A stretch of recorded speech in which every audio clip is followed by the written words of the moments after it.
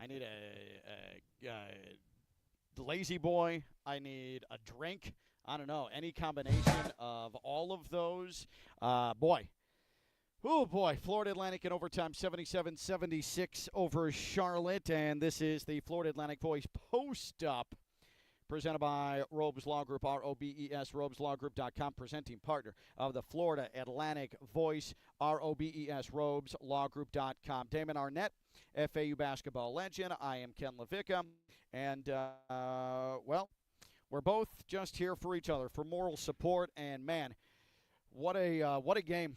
And it had twists, and it had turns, and it had near calamity. FAU was down 14 in the second half, came all the way back, then led by 5. Then Charlotte came back.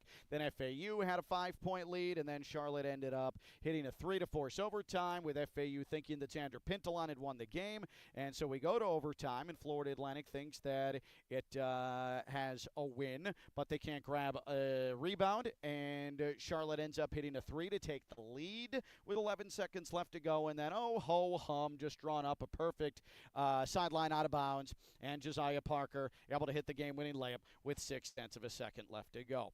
That's it. So there's that. So there is that. Leave anything out. Of note, because all of the games of consequence are done for today at the time of us broadcasting to you on YouTube and on Twitter or X if you prefer.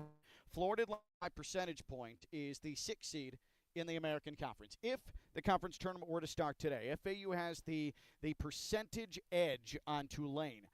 However, Tulane has a game in hand.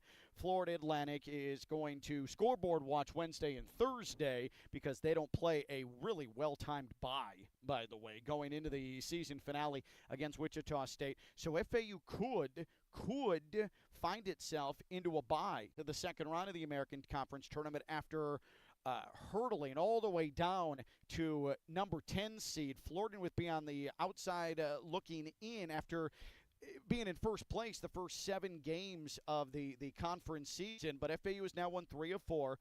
They have been a grind. They have been a battle. You go back to Temple. Even UTSA, the win in San Antonio, FAU was up double digits. It wasn't a sure thing, though. It was a lot more comfortable than this one for sure. But, man, it feels good that this team's finally getting itself to a spot where it can win these close games instead of falling short like USF, like East Carolina, like Tulsa. You're exactly right, Ken. And I'm going to tell you what else makes it a little bit more special and why you feel so relieved. You know, Temple, after the Temple game, you kind of had a feeling that a monkey was off your back. Yeah. Because unlike the UTSA win, like, whatever.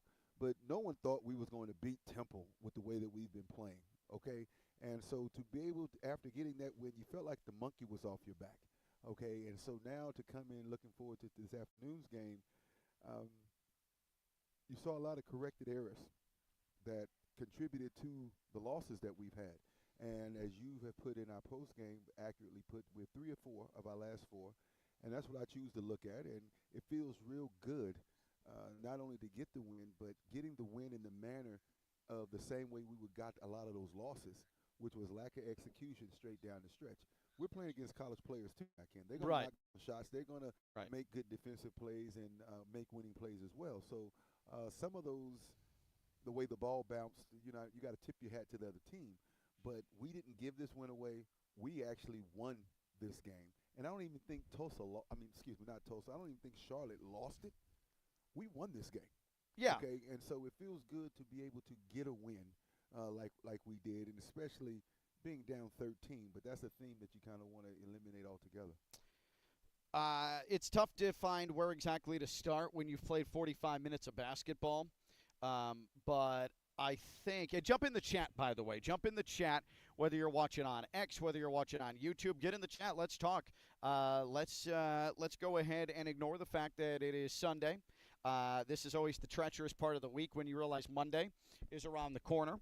So jump in the chat. Talk with us. Hang out with Damon and I. We're still here. We're still hanging out. We're talking FAU basketball. Florida Atlantic has clinched its 8th straight above 500 season in FAU basketball history, far and away a record. John Jacobs is the second head coach in FAU basketball history from a D1 standpoint to have a winning record in his first 2 seasons as a FAU head basketball coach. But FAU clinches a spot in the American Conference tournament. If the tournament started today, FAU is the 6th seed.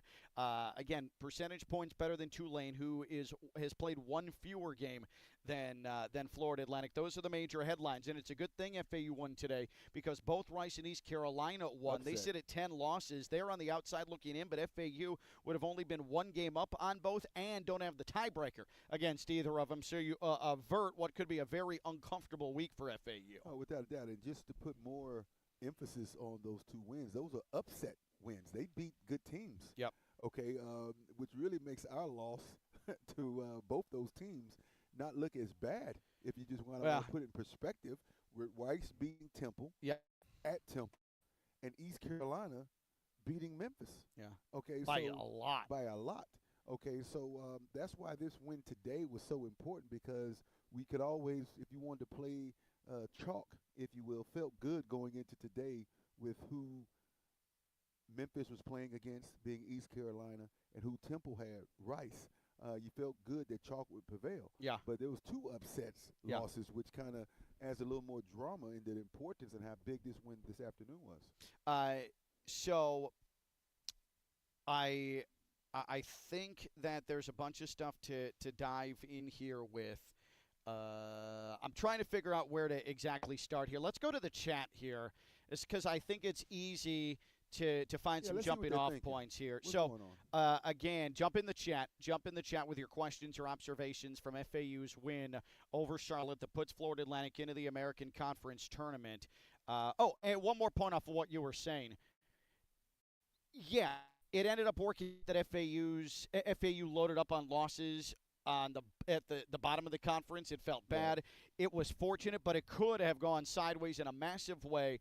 Florida Atlantic was at its best form, its most healthy, its most complete the first 7 to 8 games of the conference season. It was game number 8 in the league here where we lost Kanan Carlisle, where you lost Evan Vanterpool, where you lost Maxime Logie. All in one fell swoop. Snap of finger going into Memphis. Exactly. Florida Atlantic's first 7 games. Actually, that was game 9 because USF was game number 8, but the Carlisle injury happened in game number 8. So the first 7 games, FAU, the only time this year they've been in their full form in conference play. Florida Atlantic played the toughest part of the schedule in the first 7, and they beat Wichita State. And they beat Memphis in a big way. Now, Memphis has now hurdled. They are in a really rough spot. But you also beat UAB, and you beat Tulane. And so those wins, middle to upper half of the American Conference schedule, is what now is helping FAU maybe sneak in to that bye and only have to win 3 in Birmingham to get to the NCAA tournament. All right, let's start with Anthony here. Why didn't they foul up 3 at the end of regulation and overtime wouldn't have been needed? Glad you asked that, Anthony. Because John Jacobs, when he talked with us on the Florida Atlantic Sports Network, revealed to us that the plan was to foul up 3. You're up 69-66, and Josiah Parker was tasked with fouling. And what did he not do? Foul. And that allowed the look from the top of the key by Jamani Harrison, and he drilled it to force overtime. So there's the answer to your question, Anthony. What is wild about that is that Josiah Parker does not foul up 3. John Jacobs played the now trendy foul up 3, which is the right place to go in that spot. But Josiah Parker, despite that mistake, the play is called for him at the end overtime, and he converts. That's some trust right there for a freshman. If he would have fouled during that moment, how much time would have been left on the clock? Let me check. Let me check the play-by-play here. I know, it's fine. You did it once in the post-game show, and now you're doing it now. Thank you. But you shouldn't be the best at what you do. I'm sorry. I know, but I don't. My memory is very poor. I'm old. And the reason why I say that is because when you foul like that, and let's say they go to the free throw line and make 2. Yeah. Now what is going to happen? You put us in, and I don't disagree with the. Okay. I don't disagree with the logic of doing that, even Right. if that was executed. But let's just talk through that and then ask yourself, how did things work out? So when you foul somebody right there, let's say he makes two, then what's the next thing to happen? You got an inbound play, Right. which is shaky. And I understand that, though, but still, the odds are in your favor no matter how dicey things have been on inbound this year, especially late game free throw situations. But I'd rather foul up three, Okay. especially I'd rather foul up three than try and give them a game tying shot. Okay, And you have a chance for a rebound and to go back down Okay, on the so floor. let's play it through the next possession. Let's say they do successfully, one of the demons doesn't occur on the inbound. What is Charlotte going to do immediately? They're going to foul. Okay, and that sends us where? But to the line. But here's where? here's the point. So the final possession for Charlotte was inbounded with 11 seconds left to go. Okay. Okay. They didn't get a shot up until 3 seconds left to go. So even off the inbound, if 2 seconds tick off, you're at 9 seconds. You foul right there, 2 shots. You're still so you inbound. Say it's down to 7 seconds. You're going to the line, trailing by one, or up by one, worst case scenario, and you're in the double bonus as well. Okay. So But I much prefer with 7 seconds left to go to have to defend full court because Charlotte was also out of timeouts in that spot, if I'm not mistaken. I'd much rather have that situation than Harrison putting up a three from the top of the key. I wouldn't, and I'm gonna tell you why. Because But you're also old school. We've seen the way. No, I don't. We've seen now. If I have a good free throw shooting team, without a doubt, I don't mind that. Okay, if I have a team that I know and is shown to be able to not have an adventure every time we inbound the ball with known pressure that is going to be applied, I agree with that. But now let's take it a step further and just give you something else to think about. Let's say we go to the free throw line. I would much rather have to play defense against 5 for you to have to make a 3 when I know you need a 3, as opposed to missing 1 out of 2. Now a 3 wins it, and it's in transition. But they had a timeout to call. That's how they were able to get that shot off. Right, that was their final timeout. Exactly. So after we made 1 for 1, the free throw line, missed them both or made them both, you still had to play defense, and they still had a timeout to go. Yeah. Okay, so I would much rather be in a situation where you got to make a 3 to tie, and I know that. I can't lose the game. But now when you send me to the free throw line and we know how comfortable are you with 7 seconds to go in the free throw line, Ken, and we're up 1, that we're going to knock both those free throws down in that moment with 4 or 5 seconds to go. I mean, there's no doubt Florida Atlantic has struggled even late in this game. Let me see if I still have my box score. So Florida Atlantic started the game 6 of 6 from the free throw line and 7 of 8 overall from the free throw line, and they finished for the game 15 of 23. But just beyond that, look at what we did last year. We're not a good free throw shooting team, and when you foul intentionally, then that just means you're going to rely on you making free throws to win the game. And I would rather rely on my half-court defense, knowing you need a 3 to But win. your half-court defense hasn't even been there late in games throughout the last 2 months. That's fine. I would, if my choice of whether coming off a tempo, it was there when we needed it. So I'd rather play that card than to win the game at a free throw line. It's just John Jacobs is playing the metrics, and he usually plays the metric. And I understand your trepidation, but I also think if he went that route, it's not wrong. No, it's not wrong. Absolutely, it's not wrong. You're not wrong either way, but the reality of it is if you just put more thought into it, and we have the luxury of letting things play out and just kind of look back at Monday morning quarterback, if you will, but just in real time, you automatically know that if you take that foul, you're going to get sent to the line as well. Right. Okay, and so you're going to get sent to the line just to maintain a 3-point lead when you already have it.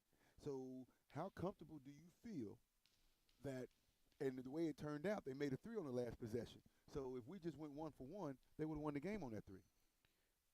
Yeah, no, I know, I understand that. So that's why it's just you're going to choose how you're going to win the game.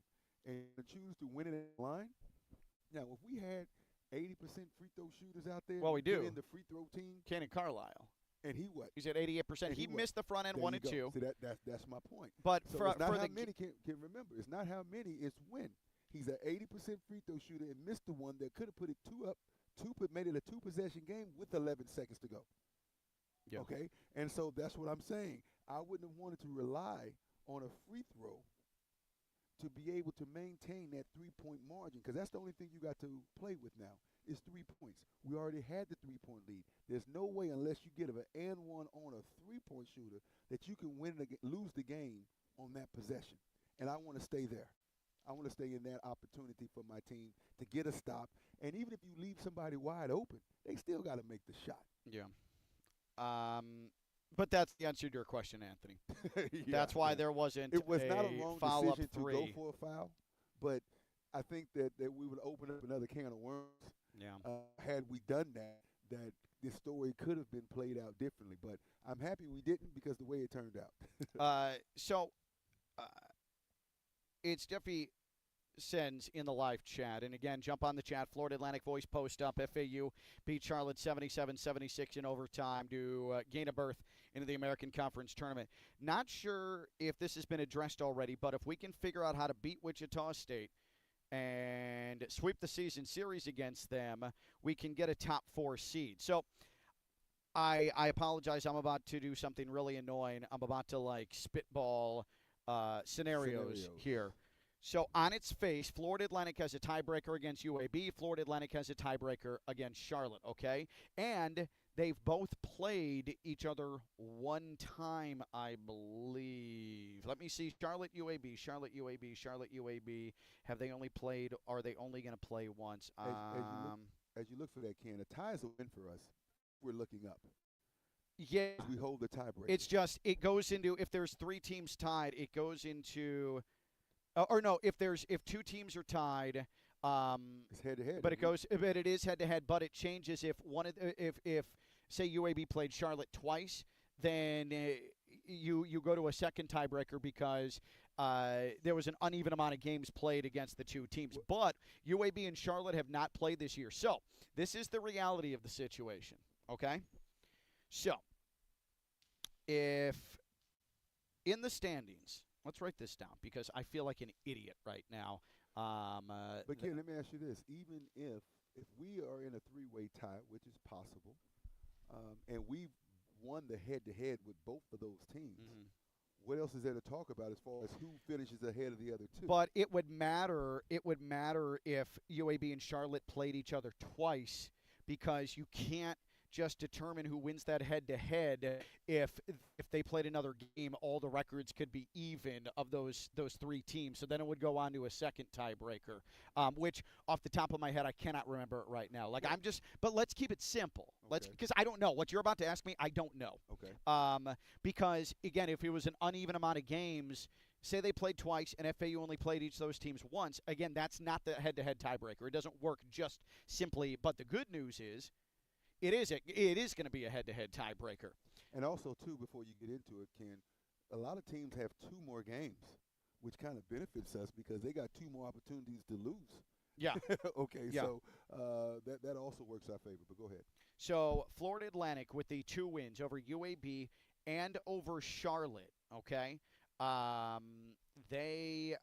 believe this is the case. It gets really, really, really intricate and detailed if you have a 3-way tie. But UAB and Charlotte play each other on Wednesday, okay? If Charlotte beats UAB, or vice versa, I guess. We're going to move up a spot. FA will be 9-8. UAB will be, one of these teams will be 10-7. One of these teams will be 9-8, okay? So in that instance, and man, I apologize. This is terrible live podcasting right now.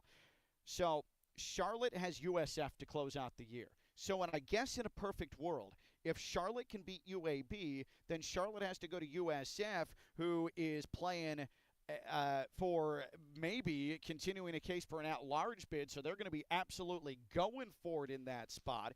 FAU. So say Charlotte loses, or Charlotte beats UAB, okay? So Charlotte's 10-7. UAB falls to 9-8, okay? Charlotte's at USF. Let's just assume Charlotte loses that game. So they finish at 10-8 on the year. FAU beats Wichita State, okay? Let's look at UAB in this spot. We should jump them both. UAB will host Carolina. Could be playing for a spot in the American Conference Tournament. And we saw and UAB at home has been awful this year. UAB's 1-7 in league play at home this year, which is I've never seen that in my life. So I think it's possible. I think it's possible, but I need to look at the tiebreakers. But I don't have that in front of me. Do me a favor, Ken. For me, take me to Wednesday. At the end of Wednesday, we're going to move up a spot regardless. We will be. We're going to move up a spot regardless. If definitively, if Tulane.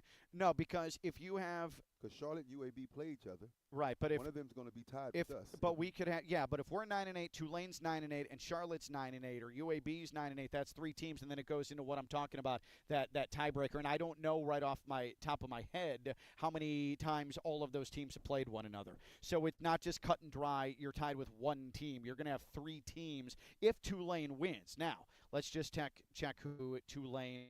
I promise I'm going to put this in summation, and then we're going to actually talk about the game here. At Temple. Tulane's at Temple. So if Tulane loses that game, it's a moot point. And it will be FAU just head-to-head with one team, and they will indeed move to 5th in that spot. So FAU certainly has a great chance, regardless of what happens. Here, I'll put it this way now. Here we go. Regardless of what happens, unless I'm missing something, if Tulane loses at Temple, FAU, no matter what happens in that North Texas-Charlotte game, will be up to the 5 spot in the American Conference race. No matter what, if Temple beats Tulane, no matter what happens, FAU's the 5 after Wednesday, Thursday. Good? Yeah, and it's still too premature because we have big games. We have one big slate of games. I don't know who all plays on Wednesday, but that is an American Conference day to play. Yeah.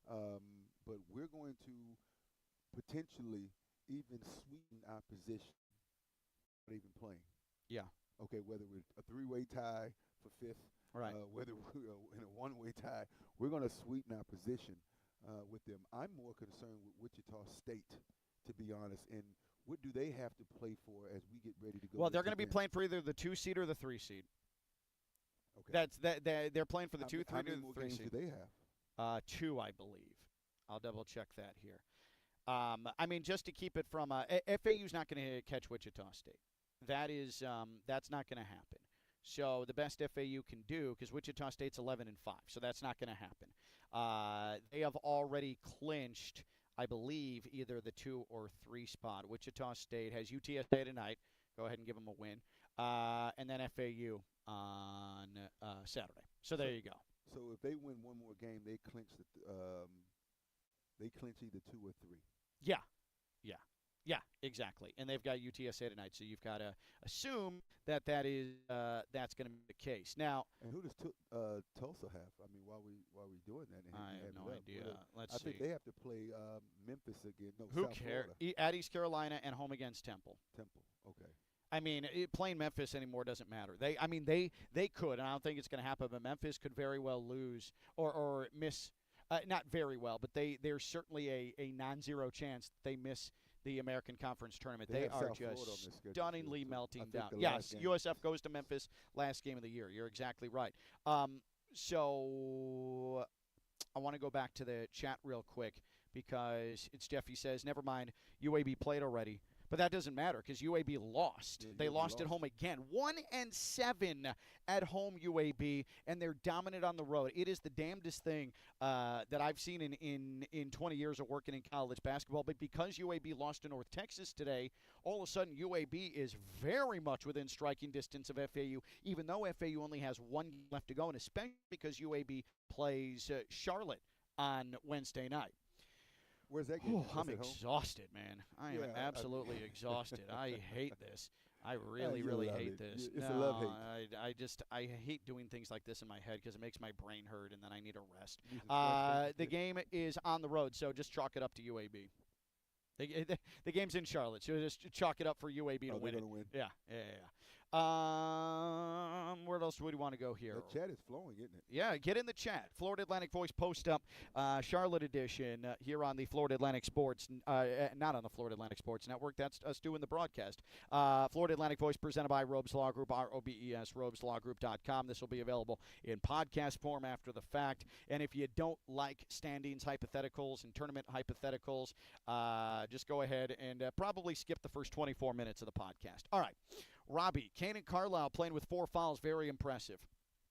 I agree.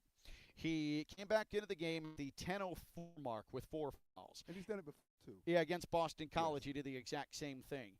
He played the final 10 minutes of regulation, every single second of it, and played every single second of overtime and did not foul out of the game and had the game-winning assist.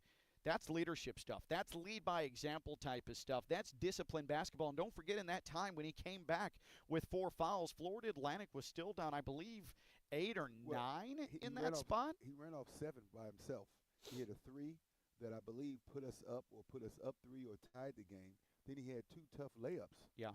And he got fouled and went to the line and knocked down 2. So his presence out there, to Robbie's point, it was big, and this was all in the comeback effort. Yeah. To for us to be able to go ahead. That's a good call. He comes back into the game with 10:04 left to go in a 57-53 Charlotte lead. Nico Moretti makes a layup to bring FAU within 2. Then Kanan Carlisle with the 3, and that 3 gave FAU a lead that it would not relinquish until overtime. Well, they would relinquish the lead there, but FAU never trail again until 11 seconds left to go in overtime. Very similar to Temple. FAU had the lead for a good portion of the second half, and then Temple takes the lead inside of 40 seconds left to go on Thursday. But FAU once again finds a way to win the game. But yes, to your point, Robbie, Kanan Carlisle playing 15 straight minutes of basketball in a knockdown, drag-out affair, a game that never the lead never got over 5 points for either team by the time he came in. That is wildly impressive and extremely rare. Well, one thing that's different from the Temple game is that it flipped. We had the lead in Temple. We didn't have the lead now today coming down the stretch. Well, we had a 5-point lead with 3.5 to go. Yes, we had a 5-point. We only led for 8 minutes. Yeah. In the entire game. And keep in mind, Charlotte had that super quick 6-0 run. Yes. Right away or 5-0 run to tie the game. And against Temple, it was Temple ahead the entire game. No, we were ahead of Temple. Yeah. The entire game. So. Almost the entire second half after coming out of the locker room on that 10-0 run. Exactly. So it was. They've been on both sides of the coin throughout all the season, so they have a lot of experience in being in multiple different situations that should prepare them for a lot of things. And I'm just ready to play on a neutral floor. Yeah. Okay, and so that shouldn't be going noticed as far as that's why a lot of teams with momentum you kind of be weary of because there is no home crowd. Right. Okay. Except for UAB. But UAB doesn't win at home. Like, how crazy is that? UAB cannot win at home in conference play, and where's the conference tournament? Birmingham. I swear to God, if they start finding a way to win in Birmingham, it's going to drive me crazy. But also, too, kid, I mean, the fans have been coming out for UAB. They never do. So even though they have a home court advantage, we might have just as many equal their fans. Yeah, but it's different. UAB. It's different, though, because once there's NCAA tournament on the line, potentially UAB fans will come out. They won't fill the 17,000-seat arena, but they will. It's 17,000 seats, by the way, but they will come out. It's not like North Texas, where the tournament was in Frisco or Fort Worth, and the North Texas fans just didn't show up in the most pathetic display of fandom that I've ever seen. Is this the first time the conference tournament's been there? In Birmingham? Yes. In the American Conference, yes. Florida Atlantic back in the Conference USA days played a conference tournament in Birmingham before it got moved to Frisco. Yeah. Well, we'll see. We'll see how they show up for them But you never want to be that home team, playing that home team where the tournament city's in. And I've always wondered why, like most of the other big-time conferences, you might be in the same state, but you're not in the same city.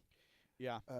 Okay, so you can play in the state, but why does it have to actually be like still 2 miles from your university? Well, think about it. It's going to be played at USF's home arena after next year. It's going to be at Yuengling Center. You might as well just roll out the red carpet for USF here. Just get. I don't understand that. I know it's frustrating. It's very frustrating. I'm just assuming that there's no place in the United States of America. I would much rather go to Temple and play. I'd much rather go to. I don't know why we can't find a place like in Jacksonville Or Orlando. I or don't Orlando. care. Like, But that still be or Orlando. but the good thing is, it benefits us more for the conference tournament to be in Tampa because we can, It's our more fans will likely. travel. So Yes. it is more advantageous for us than a North Texas or a Our fans are UA. traveling, but we're gonna. They're gonna have their student body there. Okay, Mhm. that's playing. Okay, now unless the American Conference says, okay, every team gets the same amount of tickets. Well, there is going to be allotments. You're exactly Okay, right. so unless they divvy up I don't want to play a conference tournament and have to deal with USF South Florida's regular home student crowd. Yeah, but That's there. what I will say, that's 2 years away. That's 2 years away. And if you ask USF fans, they'll be in the ACC by that Okay, time. so Delusional. let's make it right now. I don't want to deal with UAB's fans going to Birmingham. I'd much rather deal with UAB this year, though, than probably USF next year, Yeah, unless Brian Hodgson leaves. as long as they have every university has equal tickets to come, so where you don't have to deal with UAB. I want UAB to have a home court advantage, not because they have better access, Yeah. but because they just had a better turnout. Well, Of yeah, the same but you're not going 5,000 to. tickets. You're that not are given. allowed. Yeah, but once the 5,000 tickets are, and they're just going to buy up all the rest of the seats. Like that's how that works. But again, it does. UAB can't win at home, so it's a moot point. And I think FAU is a better basketball team than UAB is at full strength.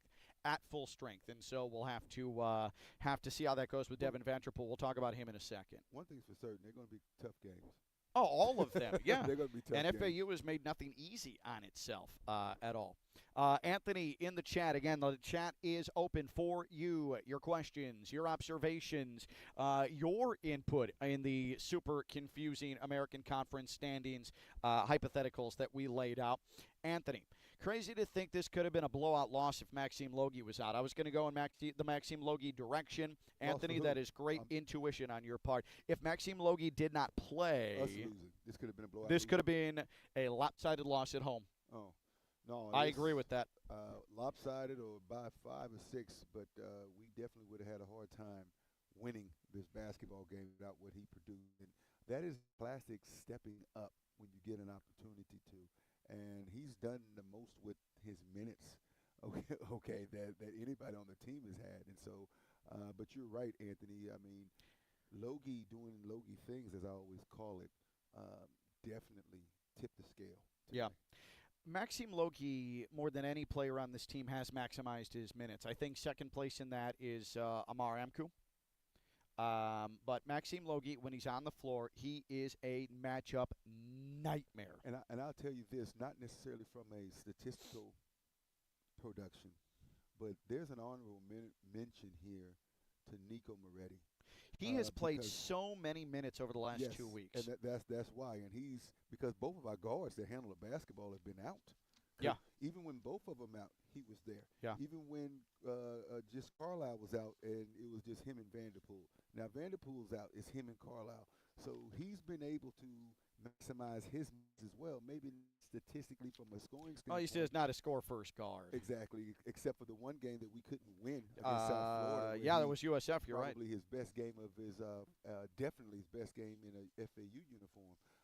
But I would give him an honorable mention as someone that has maximized those minutes and really and truly just did the most with the opportunity. And stepping up for him means something different than stepping up from a Logie or a Mar. He has to step up by stepping down his turnovers. Yeah.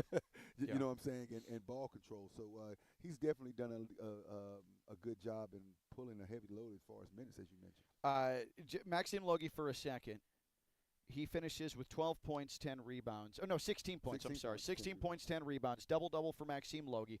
3 steals as well, just picking point guards' pockets, which is the most electrifying thing he does other than nearly ripping the rim off the backboard when he goes up. With him, you got to tag that ripping guard. Just give him his props. Yeah. In full. He's ripping point guards.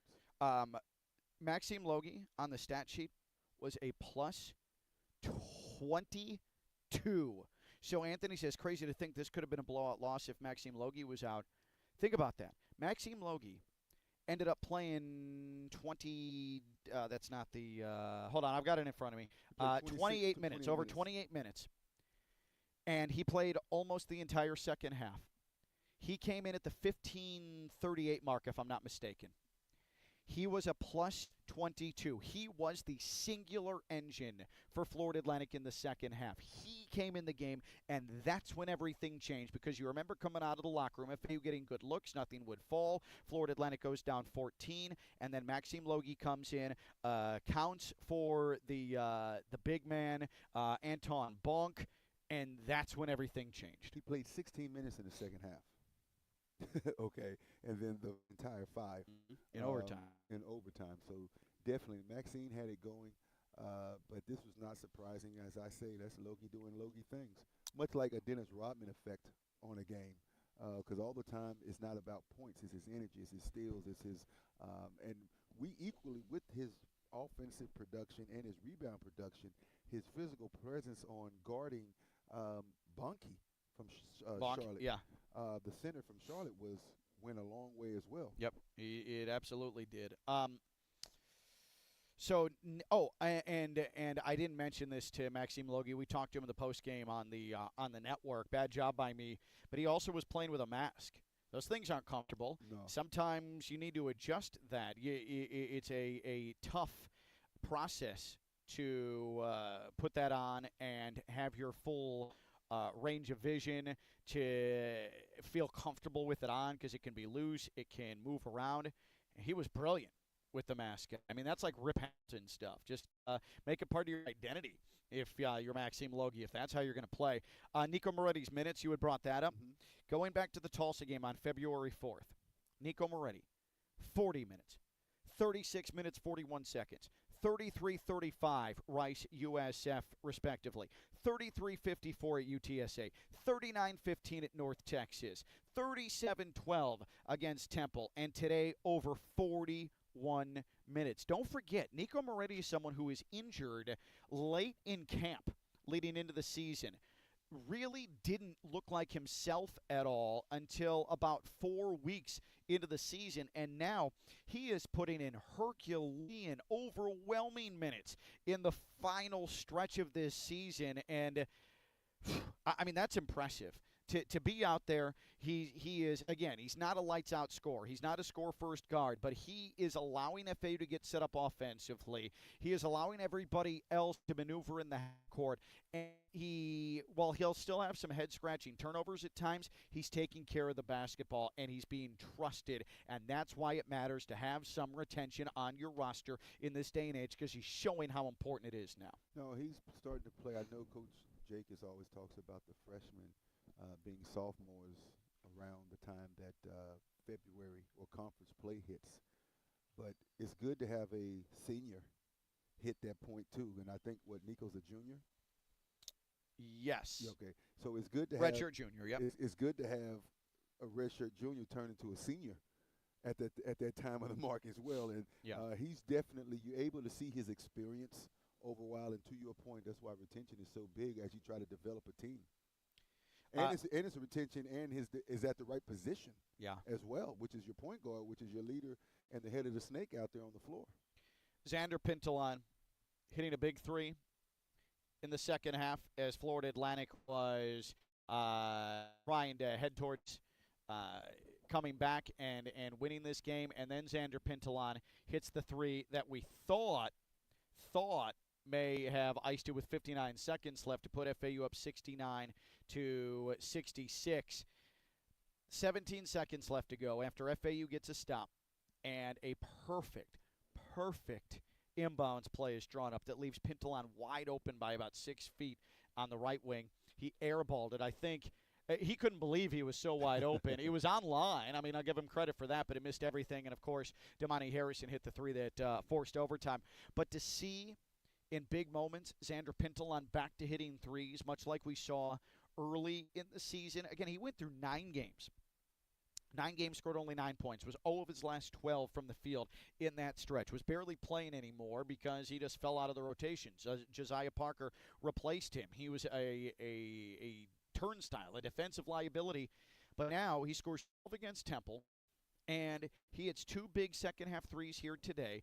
Forget the air ball for a second. This guy was on the floor 29 minutes. 29 minutes, and for the final and for the critical minutes in the second half and all of overtime, because now he's being trusted defensively. Where has Xander Pintelon gotten this defensive acumen from? Because this was never a strength of his, and all of a sudden he's being trusted to help get stops late in these games. I don't understand how all of a sudden, snap of a finger, that's happening. Well, what Pintelon has done, and I can tell what he's, to answer your question, he hasn't crowded, and they have taken him out of ball switches. So his man is his man. So eventually he doesn't have to guard a point guard where he gets himself in trouble. But if he does find himself in that situation, they've been working with him to give him more space and use his length. When you're 7 feet tall, you don't have to crowd the offensive player like someone has to crowd him when you're 6 feet tall. Yeah. Because you can use that length on you. And I think he's starting to find his range of getting a hand contest out without having his feet as far as his hand is, if that makes any sense. So he's able to give them an extra, and that gives you an extra step to be able to chase somebody. So with this win, FAU is not going to have a losing season in conference play. Wichita State is on the horizon. Man, having this week off is beneficial, but that brings us to Devin Vanterpool. Well, just before you go, excuse me, Ken, just one more thing on Pintelon. Today was the second most minutes that he's played all season long. The most minutes was against Boston College, where he played 36 minutes. Today he had 29 minutes. Okay, and he hasn't played over 20 minutes since the at Tulane Temple game. where he scored. Oh, yeah, the Tulane game, right. He hasn't played over 20 minutes, and that was back on January the 21st. Yeah. So it's been a good over a month that he hasn't played over 20 minutes. Okay, and so for him to come out here tonight, and let's just speak to the confidence that's got to give him, the fact that he was out there on the floor. Let's look real quick. I'm going to grab this from you real quick. As far as shot attempts are concerned, after the Temple game, the last time we had seen him in a 9-game stretch really be anywhere near effective, he put up 10 shots against Temple, hit 4 of them, scored the 12 points, 1 of 5 from 3.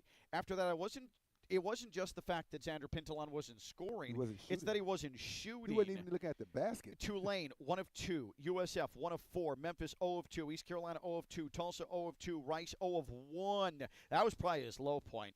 USF, 0 of 4. UTSA, 0 of 2. No, his low point was North Texas. Didn't take a single shot in 3 minutes of action. Suddenly, 5 of 8 against Temple, and he shoots 12 times, right? 12 times here today. 10. 2 of 10.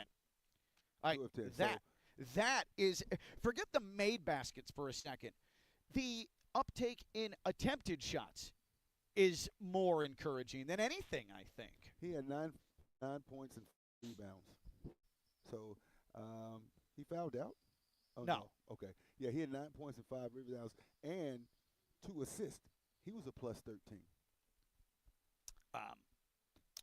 Found a couple of minutes of the chat. If you want to jump in, it's open. By the way, I appreciate you guys.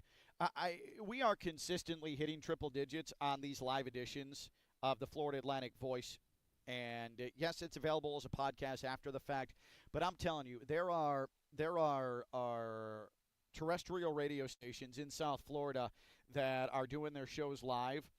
Their radio shows, their drive time shows, their morning drive shows, their midday shows, and they don't even come close to hitting triple digits in their live broadcasts on social media when they do them, when they're simulcasting on social media and terrestrial radio, and we are routinely doing that, and it's because of you, FAU fans, and you, college basketball, college football fans, and I really appreciate it. We really appreciate it because you guys come out, you're passionate about it, and you're making this thing a success, and it couldn't happen without you. We're a very small part of this entire thing. All right, so the week off for Wichita State. That brings us to Devin Vanterpool. The right foot injury that he suffered against USF. We haven't seen him since. How long ago was that? How long ago? It feels like 8 years ago. The 15th, the day after Valentine's Day. So he has now missed 4 games, 4 straight games. You may have noticed, if you were here early in warm-ups, Devin Vanterpool was not wearing the boot that he has sported ever since he got hurt. And Damon and I have seen him on the road, seen him at practice, and he has not been moving well for quite some time. So makes you feel very, very good that the boot wasn't on. We talked with John Jacobs after the game on the post-game show on the network, it, it wasn't a full-fledged dousing of cold water, but it was a little cup of cold water. So apparently Devin Vanterpool is going half on, half off with the boot. Not in the arena, boots on.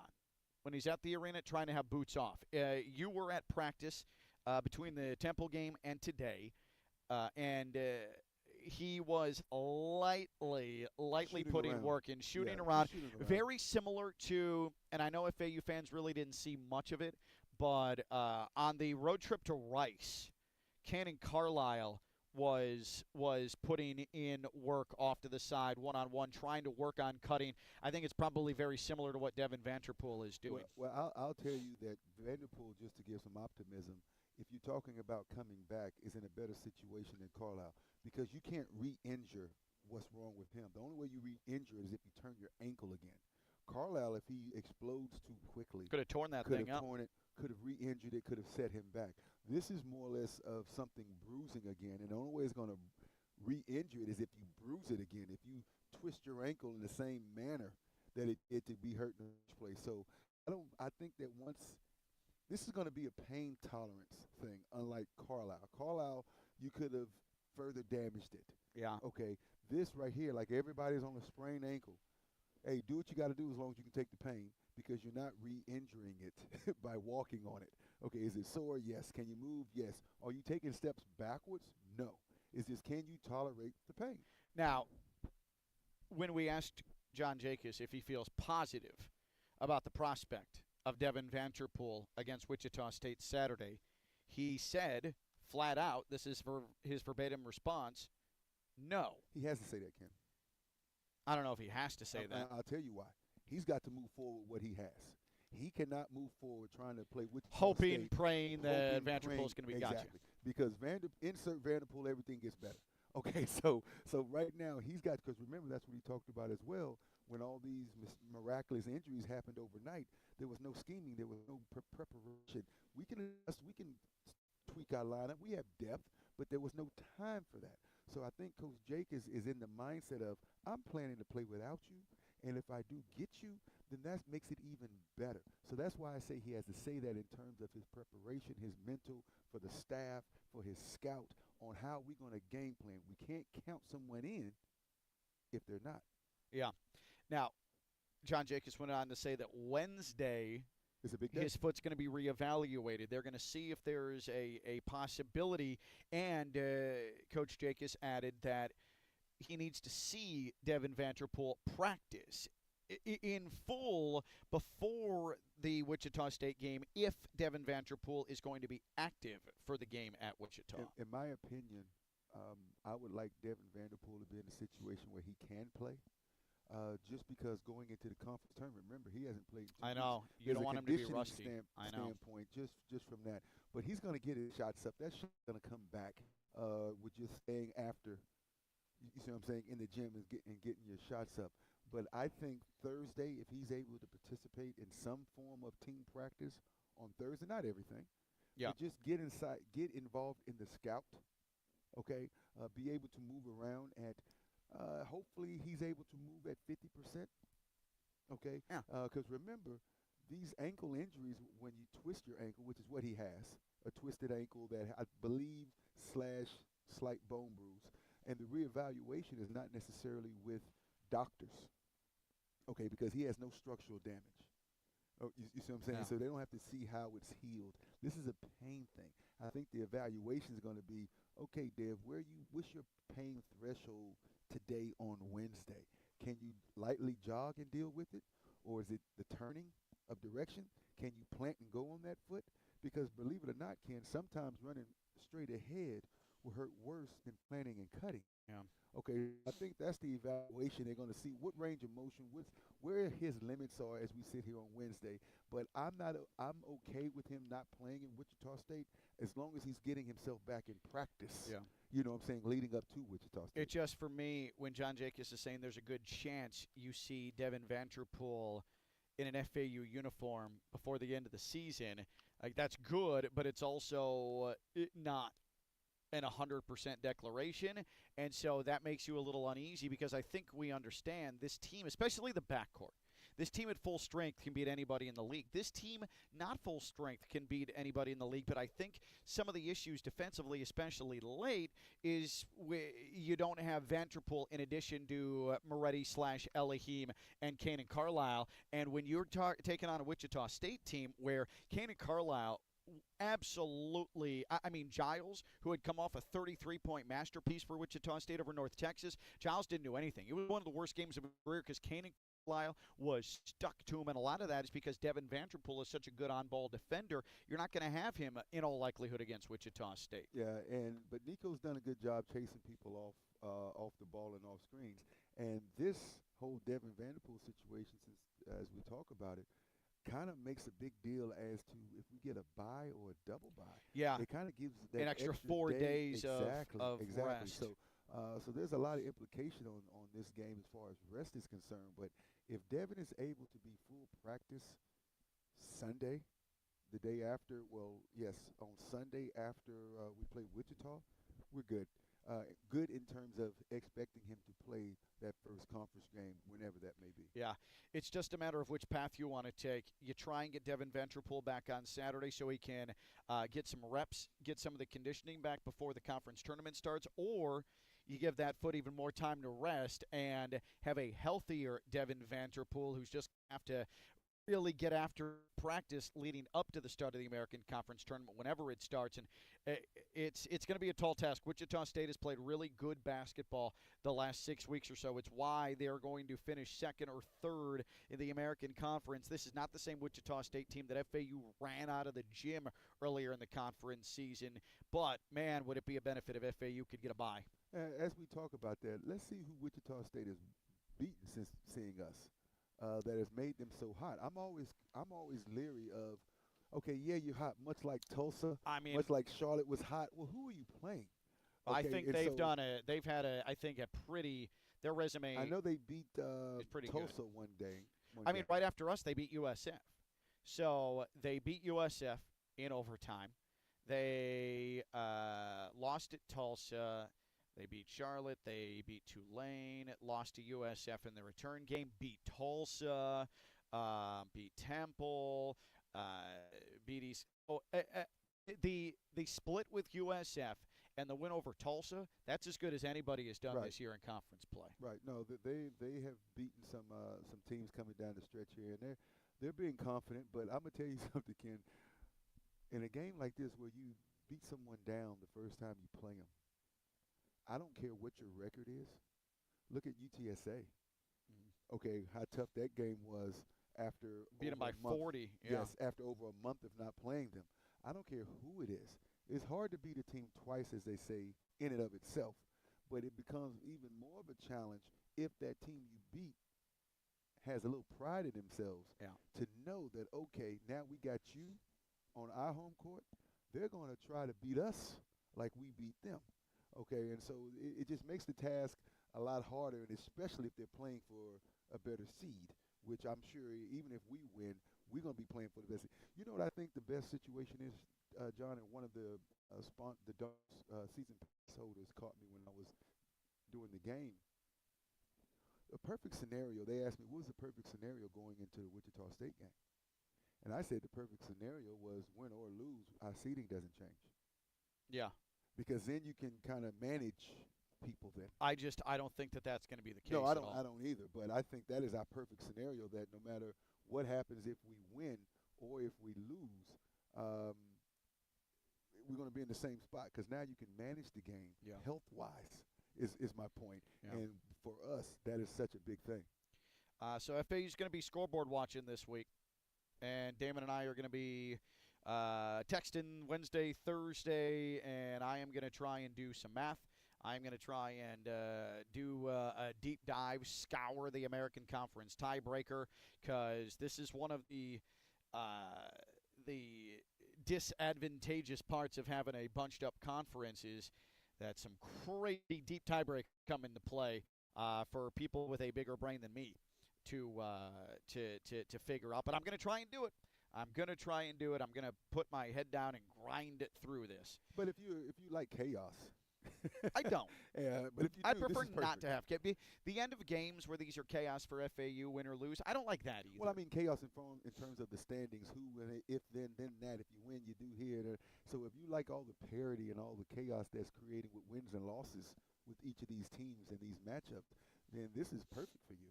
Because when we were 10th, there was an opportunity to finish 4th. Yeah. Well, So I mean, and we're climbing that direction. is it you like chaos or you're a masochist? That is the debate internally that all of you can have. We're going to be at Wichita State. That's going to be a 4 o'clock Eastern time tip on Saturday to close out the regular season. 3:30 will be the pregame. On the network, that's Fox Sports 640, Fox Sports 640 on free Fox Sports 640 app. I don't anticipate we're going to be able to jump on a post-up after the game there in Wichita, but we'll try and do something the day after, especially a lead-in to the American Conference tournament before we all head to Birmingham, which is set in stone, because FAU is in the American Conference tournament. Did you know Wichita, Kansas was the home of the first ever Pizza Hut? No, Ken, I Now you do. Now No, you do. Ken, I And didn't the first ever Pizza Hut is literally a hut, and it's on Wichita State's campus. All right, so that's what we. Shockering, right? Okay, you're going too far. On that note, we should wrap this up.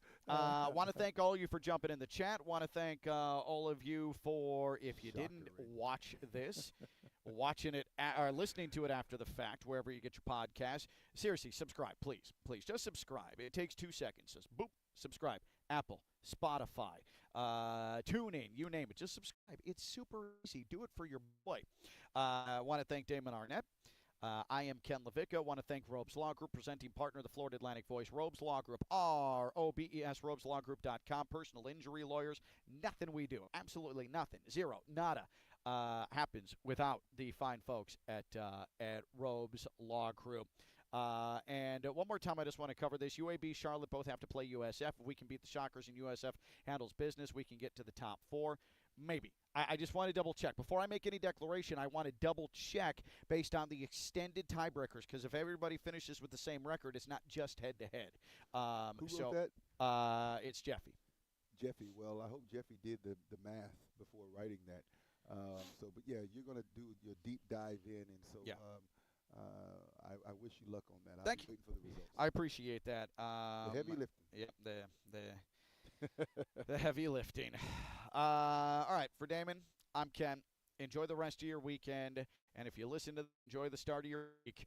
And we'll talk to you sometime this week, and then we'll certainly talk to you on the network Saturday to close out the regular season at Wichita State. This has been the Florida Atlantic Voice presented by Robes Law Group. Bye-bye.